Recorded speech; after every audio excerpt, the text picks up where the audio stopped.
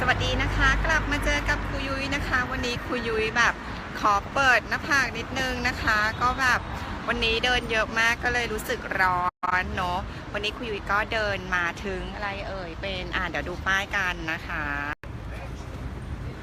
The Greenwich Village Market นะคะเดี๋ยวเราไปดูกันว่าขายอะไรกันบ้างนะคะดูน่ารักแบบกระจุกกระจิกดีนะคะอันนี้เนาะอันนี้แค่หนึ่งปอนด์เท่านั้นเองนะคะของเล่นเล็กๆแบบซื้อเป็นสุนิกลับบ้านอะไรอย่างเงี้ยเนาะ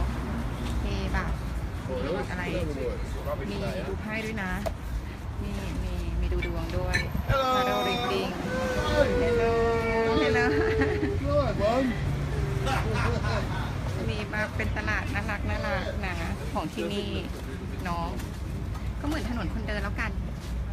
เห็นมาตลาดคนเดิน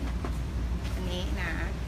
เป็นแบบของน่ารักแล้วกันดูแบบแก้วน่ารักจังเลยคูน้ำหนักเยอะไม่งั้นจะซื้อกลับบ้านด้วยชอบมากแก้วแบบสไตล์แบบเนี้ยคูชอบ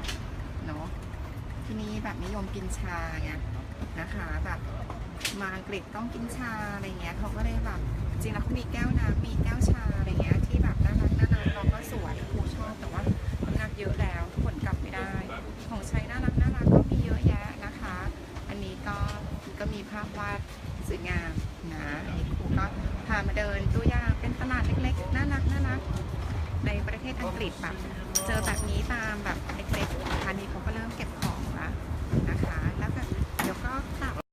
ครูยุ้ยอีกนะคะตามไลฟ์ไปเรื่อยๆเลยนะคะน่ารักทีเดียวของข้างหลังยังไงก็เจอกันนะคะมีขนมขายเยอะแยะเลยนะคะขอบคุณค่ะ Hello Hi Hello คนที่นี่เฟรนลี่ดีนะคะก็ยังไงก็กลับมาเจอกับครูยุ้ยนะคะ